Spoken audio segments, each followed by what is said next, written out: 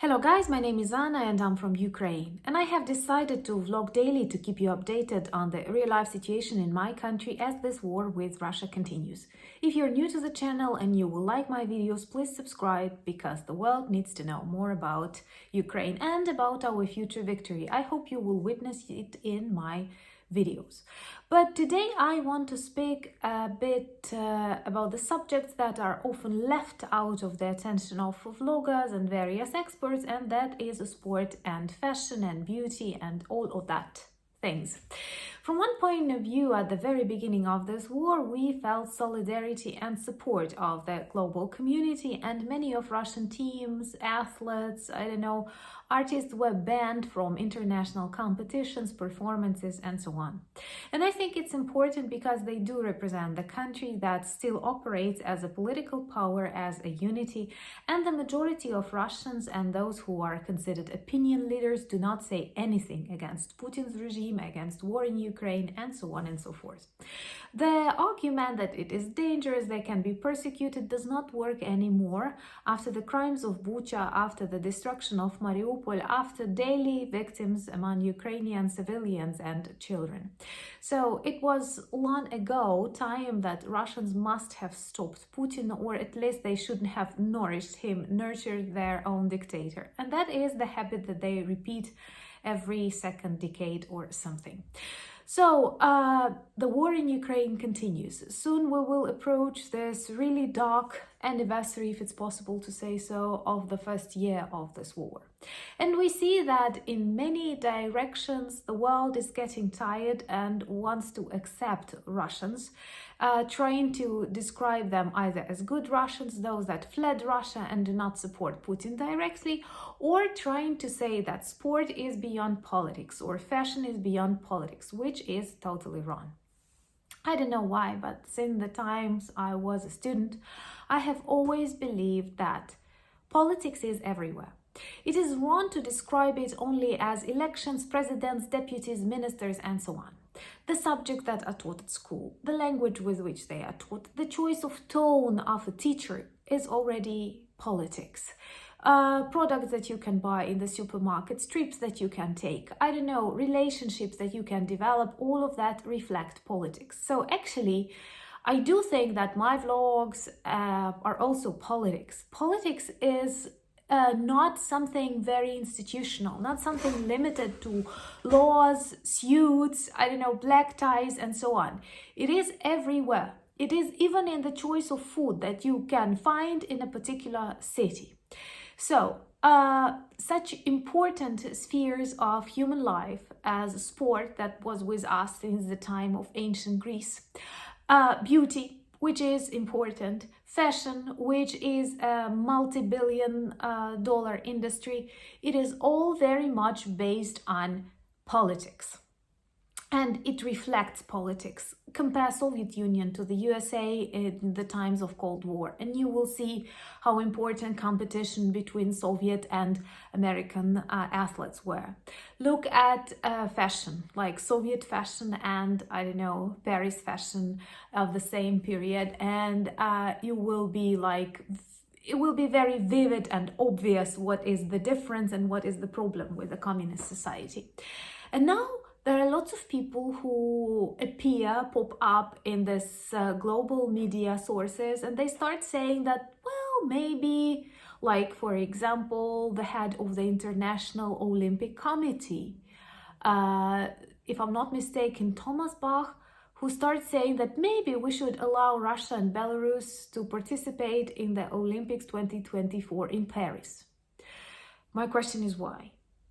Has something changed? Have they, all Russian soldiers died out on the territory of Ukraine and Putin is now hanging in Paris so that we can come and see it?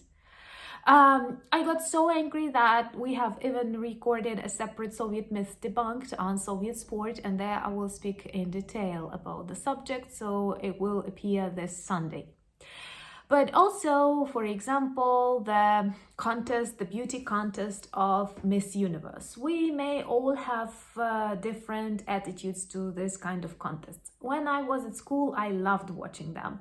After school, I loved watching them as a comedy show. My attitude changed tremendously, and my favorite part is always the questions to the contestants. But I don't want to be judgmental, and we have to agree that once again, this is a show that attracts attention of millions of people in various corners of the world.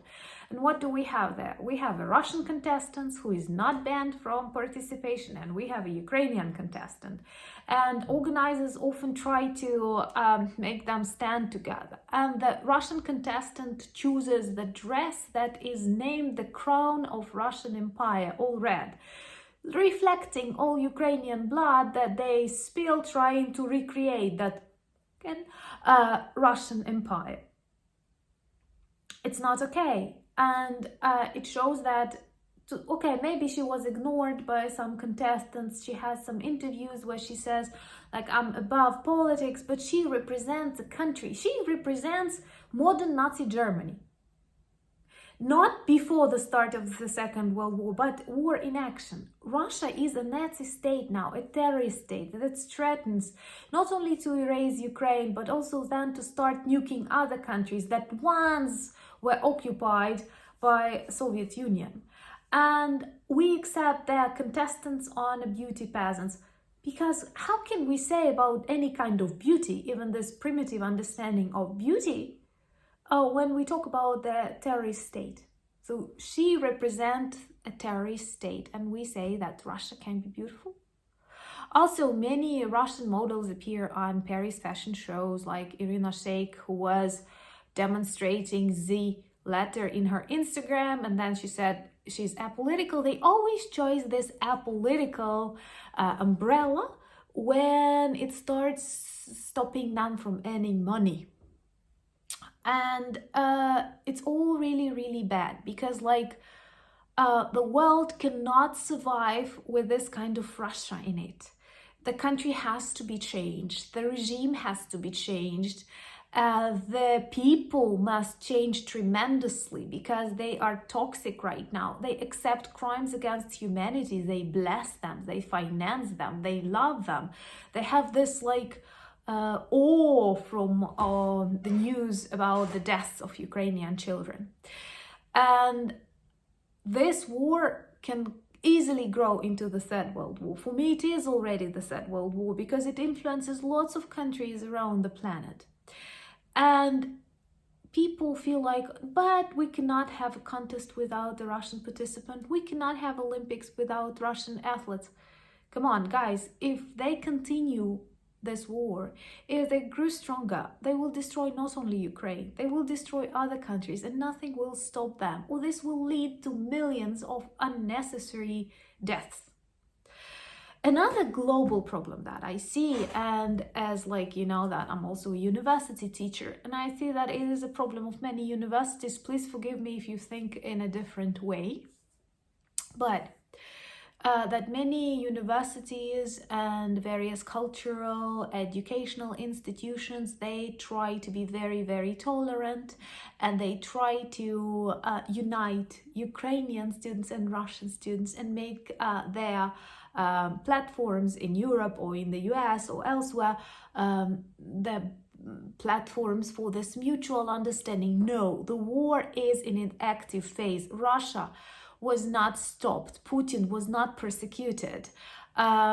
Ukraine did not get reparations. People are constantly dying in this online process, and you want Ukrainians and Russians like to understand each other. No, it's not the time. First, the aggressor must be punished, and only then a victim can start accepting its experience and apologies. Nothing of that was reached so far. So it's super early to try to reconciliate us or to develop similar scholarships for Ukrainian students as victims of Russian war and for Russian students as victims of Russian war. I don't consider them victims. Even those who fled Russia, even those who speak about Putin's regime badly, they still escaped this war and they are not victims of Russia. They are not direct participants, but they are not fighters. They are not victims. They did not stay in their country to change it. They don't believe in their country. They failed on it. They joined other societies that Russians traditionally hate, and now perhaps the best choice for them is to assimilate. So I think this is a huge problem, that more and more conversations and ideas appear in media and elsewhere, that Russia must return into sport, Russia must return into fashion, Russian singers, Russian, artists must return on the stage. It is a problem because Russia today is a very anti-human, violent, murderous, authoritarian regime, just as Hitler's regime was.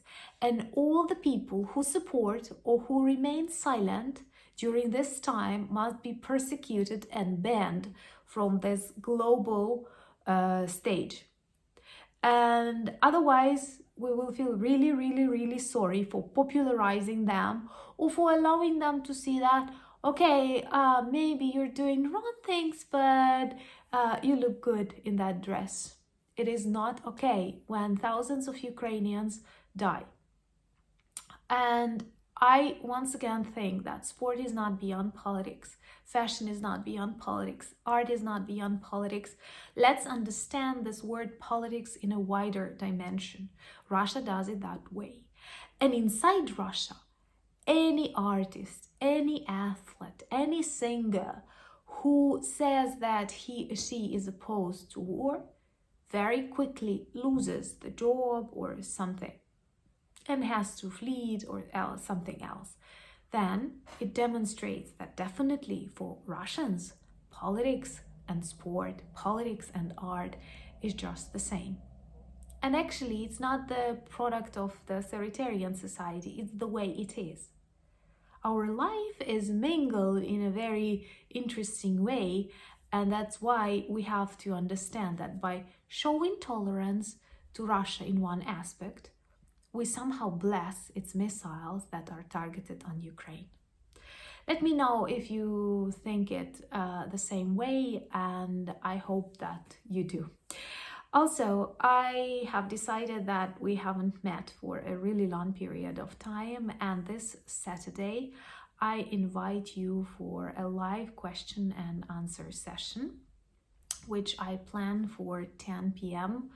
and Kyiv time, and there will be a separate announcement and timer on my community tab. Thank you once again for being with me. Thank you for buying me coffees, becoming my patrons. Introduce yourself to our Soviet Myths Debunked series, and Slava Ukraini!